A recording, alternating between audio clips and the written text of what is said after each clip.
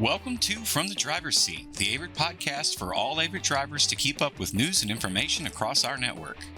Make sure to subscribe on your preferred podcasting app to make sure you're notified as soon as every episode drops. And now, hosting from the driver's seat, Director of Driver Services, David Broyles. Hey everybody, it's David Broyles. Got a podcast today. Got a great couple of guests. And how you doing? How you doing, Craig? Doing well, David. Good. Hey Marlin, how you doing? Hi, David. Doing well, man. Good. Glad to have y'all here. And what's a flex driver for dedicated? What does that mean? Well, a flex driver is an unassigned driver.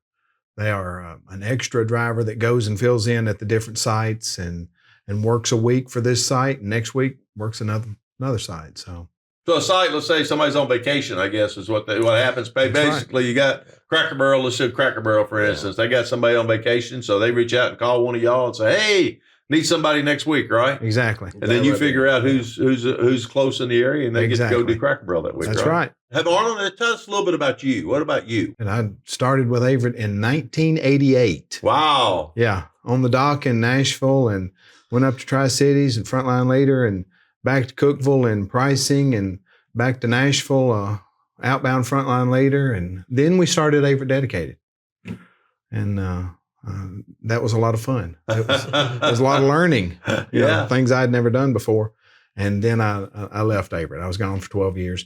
Came back in 13, and came back home, right? Yes, came back home. Absolutely, that's yes. Right. And been the leader of Flex for 10 years. 10 years. Wow. Craig, what about your background? I've just celebrated my 13th anniversary here at Averitt. Congratulations. Thank you. I started in customer service, taking the great phone calls that we get in customer service, LTL, and then I moved to the 4x4 position. So I worked nights for about 5 years doing that's the 24 hour. Yeah. So, and at that time I learned safety, dedicated, truckload, LTL. I mean, when you're at 2:00 in the morning, you're everything at Averitt. So, and then about 7 years ago now, 5 to 7, I moved dedicated with Marlin and been with him ever since. I don't know why, but I'm still here with him. Well, y'all do a great job for the Flex group, Thank I think, and the dedicated group as a whole. And, Flex is, years ago, we didn't have Flex. I don't think, right? That's something that we started maybe. But did you start it, Marlin? Was it back when you first came? I did not. It started in 2013. 2013. And I joined it in 2014. We had about 15 drivers. We got to a peak of, I think, 72. 72 drivers. Right now, there's 37 Flex drivers. 37 Flex drivers. Wow. And, over the years, I've kind of watched Flex drivers. I guess it's kind of a niche thing, I guess, right? Yeah. It's the drivers seem to come into Flex, and some of the drivers stay, and then some of the drivers, I think, use it as an opportunity to find things out. Is that what y'all find? That's what kind of how we sell them. It's like, this is a great way to get your foot in the door at a great company like Averitt. So, maybe you wanted on-tour logistics and there was no openings, or you wanted truckload and there was no openings. Well, Flex, you can come in, learn a lot. I mean, you do flatbed, you do different shifts, you do unloading, and bumping docks. So there's every type of trucking that you could think of in Flex. And then, like me and Marlin, we'll try and help you if you want to go to on tour. When you reached your time that you could transfer, we try to help you out. We'll ask. We're always in your corner to help you go wherever as long as you stay at the company. That's a win for us. That's the way we look at it. So, well, plus they get the opportunity. They may have never, they come in, they don't really know what Cracker Barrel is, so they get a chance to go over and work Cracker Barrel for a week or two, right? Right. And then maybe they go over and they work Vijon, and they get to see Vijon for a week or two, and whatever. And I guess you try to keep them close to where they're domiciled. Like if they're domiciled out of Cookeville, you got certain accounts you want them to work on. Is that how it works? We do. We try to keep them geographically close to where they're domiciled, and if they've never done flatbed and they want to do flatbed, we'll train them. Right. And then we've had some transfer to flatbed accounts. Yeah. We've had them transferred, as Craig said, to on-tour logistics. And so, we try to keep them close. If they're in Cookeville, they may be working at Cracker Barrel or Vijon, like you said, or Grossholz Ceramics or whatever. But we try to. And the other side of that is you get some drivers, I think, that like the mix-up. There may be a Flex forever because they like They like doing something different. I think that's like a little niche market, right? Yes. Yeah. Yes. We do have a few drivers. They just like, I like to break up the monotony of, of doing the same things. And so I might do this account for 2, 3, 4 weeks in a row, but then I get to go somewhere else, do something else, see a different part of the country, Right. Because each account goes to different places. So that's their way of kind of just breaking it up a little bit right there. Yeah, I know there's some drivers been there for a long time. Yes. They just haven't transferred, and I think they like that change every week. Doing something a little different and things, and the pays really well. It pays well too, right? Oh yes. We're at 60. Is the pay I think some people get confused. The pay's more consistent now than what it used to be too. It's not variable based on where they're working necessarily, right? We introduced a guaranteed minimum. Was it 3 years ago? Yeah. We have a guaranteed minimum of $1,400 as long as you're available to work all week. No doctor's appointments or anything like that. We did that because sometimes in the freight industry, stuff falls off midweek right there, and it's not fair to a driver that they've been assigned to this account, and then the account, something happens at that account where they don't have the loads or something like that. So we brought that on to help them have more peace of mind to know that at least I've got a guaranteed minimum as long as I'm working right here. And it's been a pretty big hit with them. Well, consistent income means a lot. Yeah. Right. They know, hey, even if I go to work over there and all of a sudden something happens and I can only work 3 days, it isn't like I can shift to a different account. So they don't get the full 5 days in. That's right. So that's not fair really. But hey, consistent income, that means a lot to the driver and the driver's spouse. Oh, you're right. I mean, their family and all that stuff. So that's been a good move for Flex, I think. Yeah. Yes, and it's been a huge hit with them.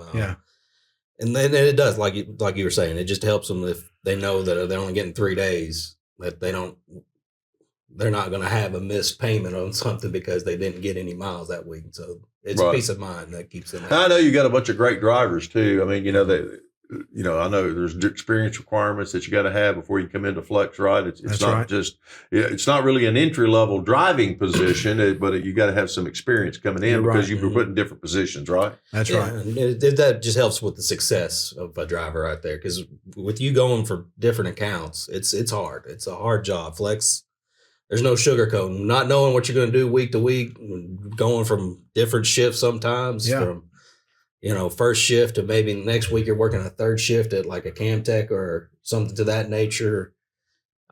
You gotta have your wits about you because it's not easy on you. Yeah. But you assign accounts to drivers or drivers to accounts. Do you try to match them up with what the driver's looking for? I guess maybe do you try to help the driver? Hey, I like it. For instance, you may have a driver who says, "Hey, I love Cracker Barrel." Anytime it comes open, do you try to make that happen for that driver? Good question, David. And we do. There are some Flex drivers that they enjoy unloading. They enjoy the exercise. They enjoy the activity, getting out of the tractor. And we keep that in mind. And there are some of them that they prefer flatbed. We have one East Tennessee that anytime there's flatbed, he wants it. Wants that. So we keep that in mind. And if one of the flatbed accounts requests a driver, we'll send him because that's what he would rather do. Right. Yeah. And so we get to keep him in Flex and he gets to do what he wants to do. It's a win-win. And the other driver that wants to unload, he'll do flatbed, just doesn't prefer it. Yeah. So, okay, you can go to this account. You go to Cracker Barrel, Petco, PetSmart, Vijon. Yeah. I'd say sometimes like the folks at Cracker Barrel or Vijon, maybe they've had a Flex driver in the past that did a good job. They probably like having that guy back at the same time, right? Or a girl, whoever happens, right? Yes. A lot of accounts will ask for a driver that they've had multiple times because one thing, they're usually trained on that account. They don't have to try to retrain a driver. Obviously, they've done a good job where they want them back. So we do have accounts reach out to us a lot asking for specific drivers, and we try to accommodate on most occasions, but also we have to take in regionality too. Oh, yeah. They call up and say, "Hey, I want Joe, or I want Judy, or I want whoever knows the account. I want that." I can see that. Oh, yeah. Your guys are spread out all over all over the system, right? I guess you've got Flex drivers in Texas, I'm assuming, right? We've got them from Virginia all the way to Texas, so pretty much anywhere on the map, we've got just about a driver there. Yeah. So it's kind of hard for y'all to lay eyeballs on them or take them out to lunch, and how do you build the Averitt culture with those drivers? How do you make them feel like they're still part of the team? I think that's an important part of the puzzle, right? Yes. We talk to them quite a bit. every flex driver has mine and Craig's desk phone. Yeah. And has mine and Craig's cell phone, and we're accessible. And you call, we talk. And Right. and we don't, like you said, I wish we could take them to dinner. I wish we could meet them face to face, but there's several that we've never met. Right. And but we do talk and know what's going on with them and try to stay connected. So I know I see them. When we go to cookouts all over. From Texas to Virginia and everywhere else, and I'll see flex drivers everywhere when I go. Yeah. Of course they come up and introduce themselves and talk about being a flex. But so I know you have them out there, but that is harder to reach out and touch those drivers all the time and make them feel part of the team, right? And I think communication is the key to that. Yeah. We have a great part of dedicated where we'll ask those sites if you've got one of our drivers that's constantly at your site and you're having like a cookout or something, please bring them in. Make them feel like they're all, we're all Averitt here. So Dedicated has done a great job throughout the years of kind of incorporating our drivers with their drivers on that because we can't get out there. And it's, as much as we'd love to, go out and visit all our drivers, we'd be on the road as much as you. I think what you said is important, though. I think that the other site managers, they need to make sure that they need to take that extra step, I think, with the flex driver, because they got to realize that flex driver doesn't see us all the time. Their folks all the time. They need to reach out and put their arms around them a little bit, right? That's right. I think it's good. I think that's a good way to do it, and make sure everybody understands uniformity, right? That's important, right? Right. Because it's part of our Averitt culture, which is what we're always trying to build the Averitt culture. I think the uniformity is a big deal. So, do you depend on the site managers that they're working for to help you with that, or? We try to remind the drivers to stay in uniform.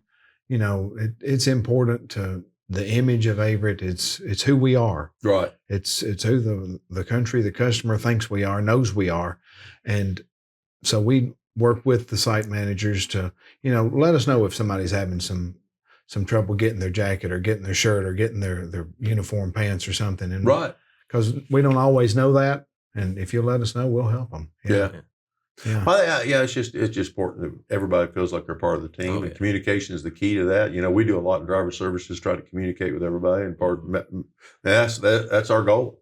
Is to make sure everybody's part of the team. I think that's important. That is, and y'all got experienced drivers, but still, always safety has got to be a main concern. Even though you're experienced drivers, you still got to keep that in the forefront, right? You got to keep safety's always got to be on everybody's mind. It's got to be the driver's mind. We reach out, at least every couple of weeks with our safety department, see where our guys are point wise, and then we're always encouraging them. Hey, if you're eligible to get a couple extra safety points, please do, because with anything, you could have 14 points and then a bad day happens and all of a sudden now you're down to like 10, 8 points right there. And we hope that doesn't happen, but anything can happen out there in the trucking industry.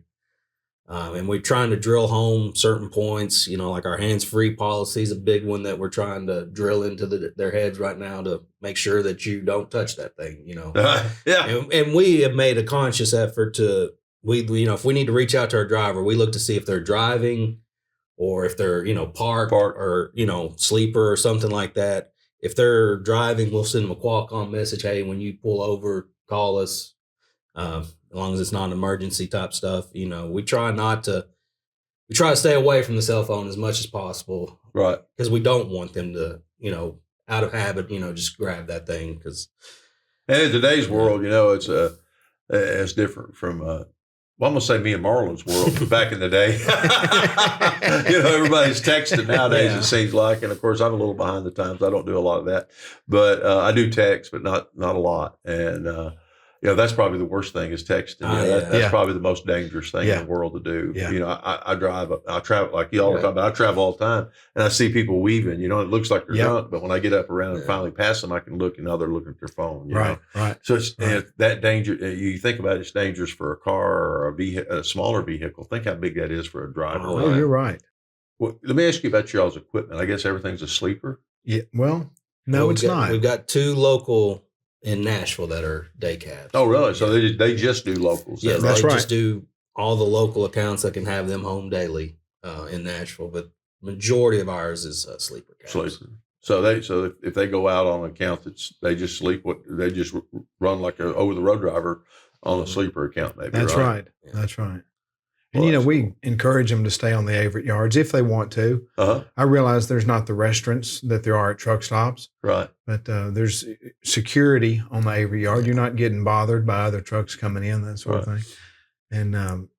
And you can use the showers on an Averitt yard.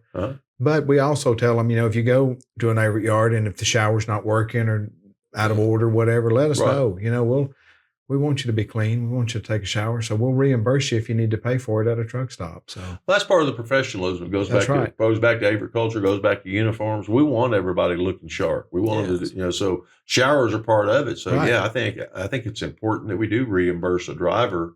If a driver gets out there and somewhere where we don't have showers or facilities that they can get to, hey, it's important that they know, hey, I can still take a shower. I can still be clean. I can still be professional when I go in and meet that customer. That's just so obvious. I think it's great, that Averitt does that. I think that's a plus for us. It's a plus for y'all. And it's a plus for y'all as flex drivers. So they know, hey, I'm getting away from home. Okay, am I still going to be able to take my shower? And the answer is yes, you can. Right. We want them to feel fresh and feel good and feel clean, confident, Right. And they're the face of Averitt. They're the ones that are actually at the customer. That's who the customer sees is the driver. So right. We want you to look your best when you go in there. Yeah. Was there anything else you want to tell y'all's drivers? I really hope that all of the flex drivers know that we appreciate them, and I mean that. I tell them that I appreciate you, but I don't want them to think that's lip service. I mean it. Yeah. I think the job that they do is challenging, and like Craig mentioned, they might be working at night this week, and they might be using muscles they haven't used in a while, unloading next week. Yeah. And then the week after that, they may be doing flatbed and, putting tarps on, that sort of thing. It's a challenging job, and I really do appreciate the job they do. They take care of their dedicated customers every week. And I really, from the bottom of my heart, I appreciate it. If you need anything, reach out to me and Marlin. We're available. If you have any questions, feel free to reach out to us. We'll get back to you. I know everybody thinks that we're always busy, which is true. We're usually on the phone with a driver, but we will get back to you. Don't worry. We appreciate it. Thank you so much, Craig. Marlin, we appreciate you. Thank you. Thank you for coming in. We appreciate y'all. Appreciate everything y'all do. We'll see y'all on the road. Thank y'all so much.